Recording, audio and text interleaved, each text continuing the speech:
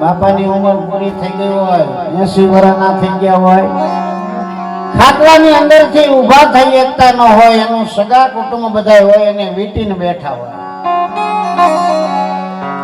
એને વીટીને બેઠા હોય, પાવલી પાણી પાવા હાટું થઈને બેઠા હોય, પણ જેના ભાગ્યની અંદર લખેલું હોય ને ઈ જેને પાણી પાઈએ કે બાકી તો વાડીએ નાકા વાળવા જવાનું હોય, ભાગ્યની અંદર હોય તો જ થાય.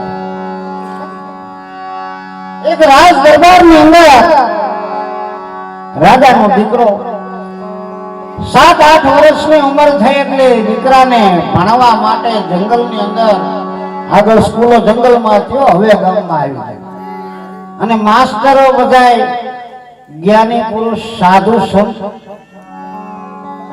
કુટીર બાંધીને રહેતા હોય, ત્યાં જ ભણવા જવાનું. રાજાના દીકરાને અહીંયા ભણવા મૂક્યો.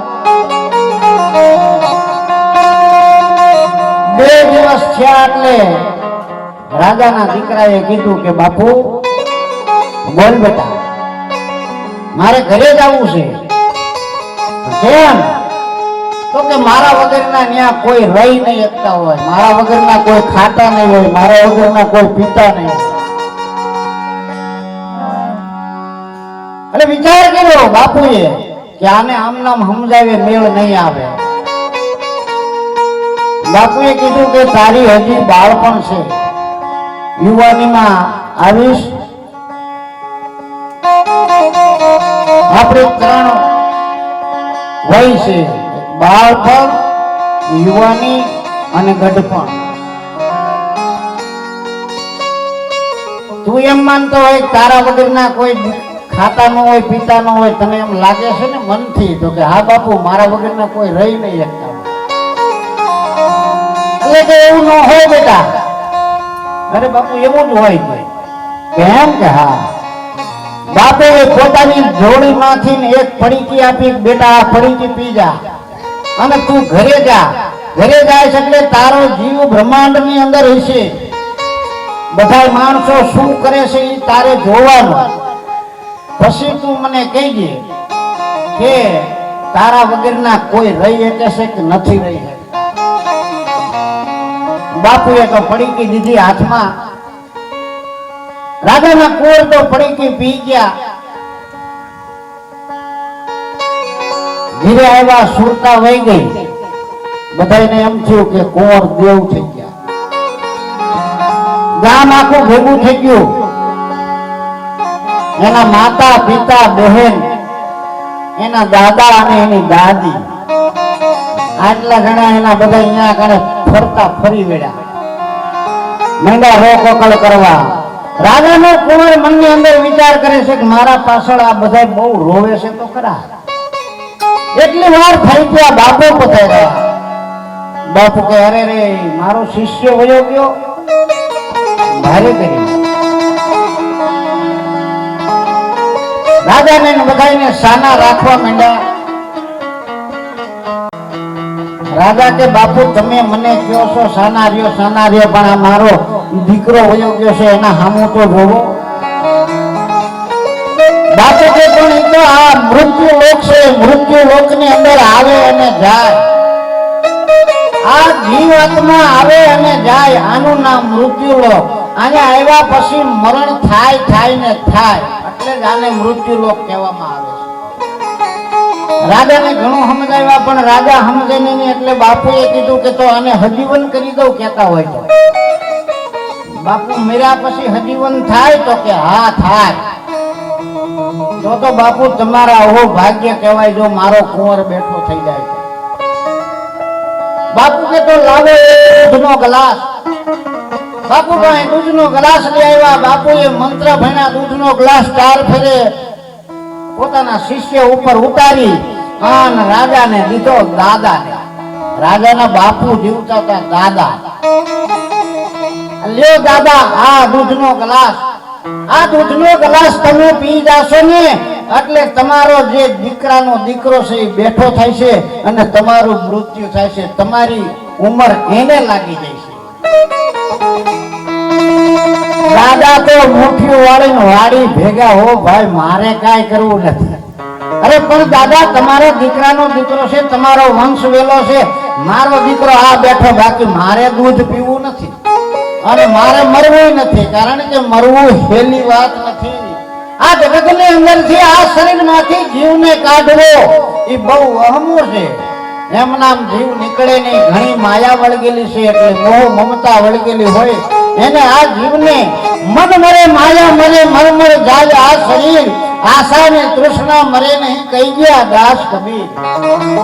એટલે સંતોએ કીધું છે કે મરવું બહુ હેલું નથી, અને જે આ જગતની અંદર મરી ગયા છે ને એ તો વાત જવા દો, પણ કેવા જીવતા મરેલા, મુવા પાછળ કોઈ મરતું નથી. આમ જે રાજાએ વાત કરી એટલે દાદા તો ભાગ્યા. દાદી બહુ માથા પછાડતા હતા. બાપુ દાદી પાસે ગયા, દાદીમાં તમે તો ઘણી દુનિયા જોઈ નાખી છે અને તમે તો ઘણા આ બધું સુખ ભોગવી લીધું છે, હવે આ દૂધનો ગ્લાસ તમે પી જાઓ એટલે તમારું મૃત્યુ થશે અને તમારા દીકરાનો દીકરો બેઠો થશે.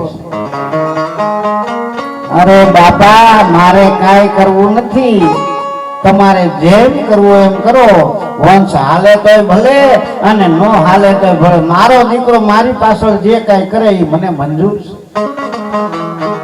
દાદી દૂધનો ગ્લાસ મૂકીને ભાગ્યા. રાજા પાસે ગયા, બાપુ કે લ્યો આ તમારો દીકરો હજીવન કરવો હોય તો આ દૂધ પી જાઓ. રાજા કે મારે પીવું નથી, જીવતા ઈશું તો કઈક બીજું થઈ રહી છે, બાકી ખોટી વાત કરો માં બાપુ. કુંવરના બાને કીધું, એની માએ પણ ના પાડી.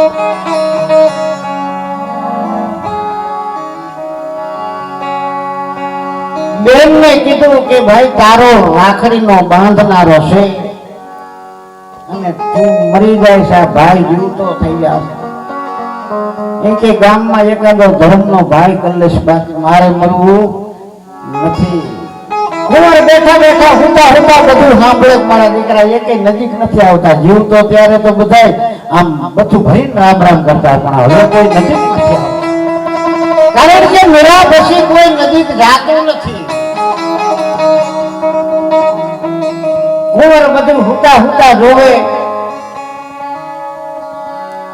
દીકરાના નાનપણથી હગાઈ કરી નાખેલી, ત્યાં રાજ દરબારમાં ખબર પડી એટલે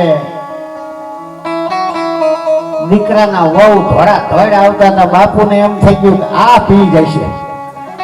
બાપુ ગયા દીકરાના વહુની પાસે કે લ્યો આ દૂધનો ગ્લાસ તમે પી જાઓ એટલે તમારા ઘરવાળા હજીવન થઈ જશે અને તમારું મૃત્યુ થઈ જાય છે. એ કે ભાગમાં હશે તો આના કરતા મોટું રાજ મળશે, બાકી કાંઈ કરવું નથી, આપણે કાંઈ કરાવી જાય. બધા ભેગા થઈ ગયા એટલે બાપુએ બે હાથ જોડીને કીધું કે જો મારું એક માનો, તમે બધા આઘા ખસી ગયા પણ મારો તો શિષ્ય છે, એટલે સંતે જેનો હાથ જાયલો હોય એ કોઈથી મૂકે નહીં.